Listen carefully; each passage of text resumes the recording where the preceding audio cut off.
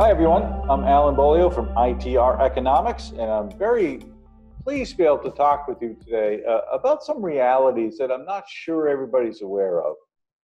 Yesterday, my brother Brian and I, did a webinar about supply chain and reshoring. And that was a 90-minute webinar, and I'm not going to try to cram 90 minutes of information into a Trends Talk.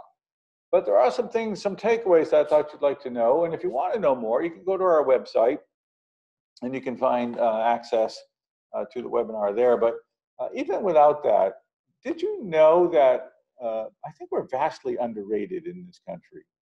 I think for some reason, we've begun to doubt ourselves, look down on ourselves. Somehow you get this feeling we've lost, and there are just all kinds of places better than us, and that's just not true.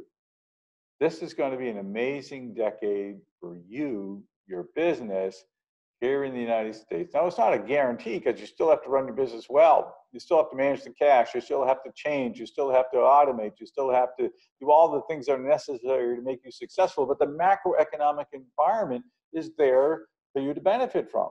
Let me give you some facts to go along with that. Otherwise, it's just more air. It's just pumped up political statements.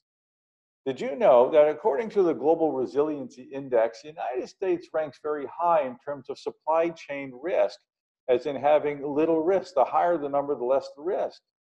Now, we're not the best in the world. There are, in fact, 6 countries that show less risk than the United States. Those include the United Kingdom, Germany, Canada, and Japan, just slightly better than the United States. Not miles, just slightly better.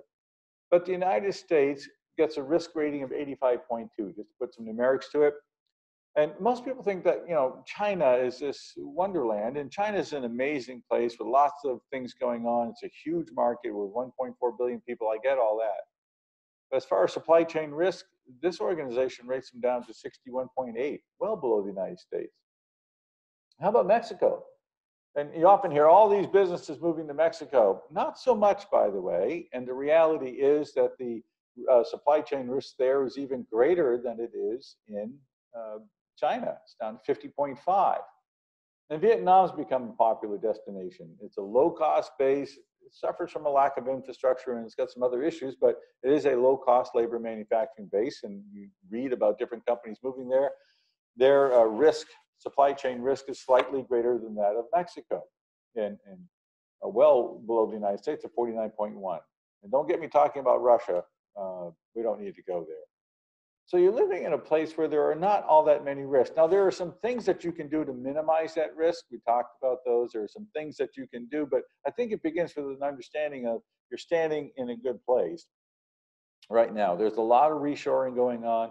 There are a lot of reasons why people are reshoring into the United States. There's a lot of reasons why foreign direct investment is coming to the United States.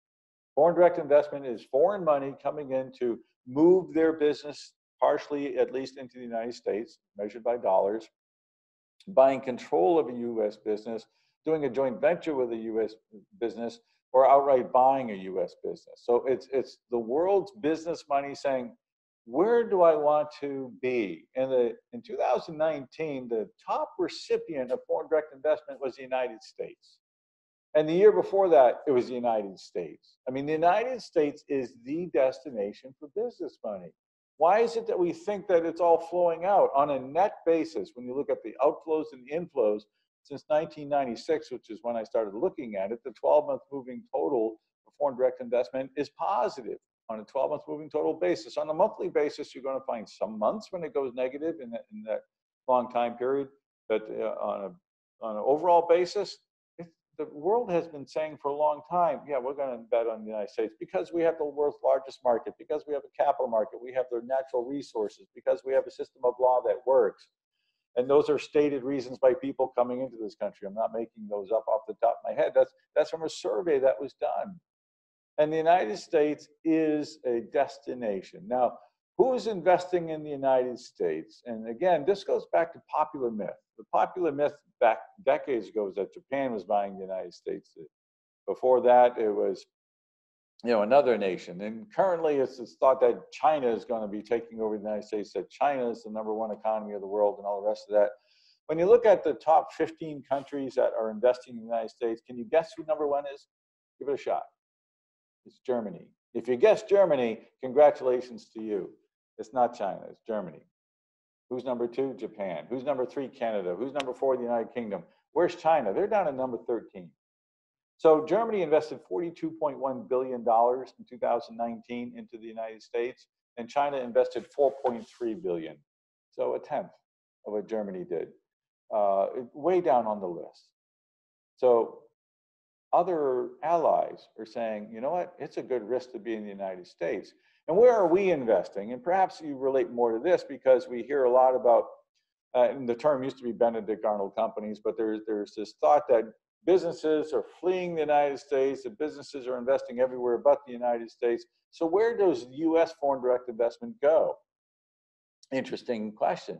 The number one source in number one destination, in 2019, the United Kingdom at $32 billion. You have to go down to number 8 to find China at $7.5 billion. $32 billion versus $7.5, that tells you something, doesn't it? And then Mexico, another popular conversation topic is if businesses are running to Mexico. We invested $4.5 billion in Mexico in 2019, number 11 on the list. It's amazing the perceptions that are out there versus the numeric realities. One last thing, and I would invite you to, again, check this out. You hear that the United States cannot compete on a cost basis. Boston Consulting Group has a 2019 edition of their Manufacturing Cost Index.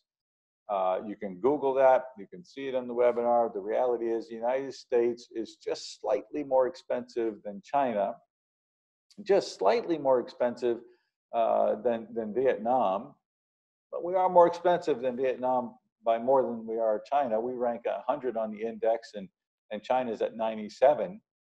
If you look at South Korea, which is often thought to be a great manufacturing base, and they're a great nation with lots of things to offer, it's the same as us, 100.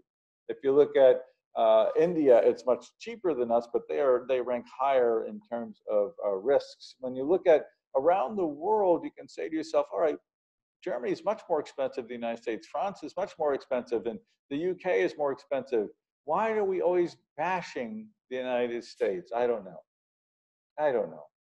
What I do know is that the cost of manufacturing here is globally competitive, or else we would not be the second largest exporting nation in the world when we're talking about goods. Made in USA. We make it, we sell it. It's a great place to be. Thank you for listening to this Trends Talk. Go to our website if you want to know more. I'm Alan Beaulieu. I hope you have a great day.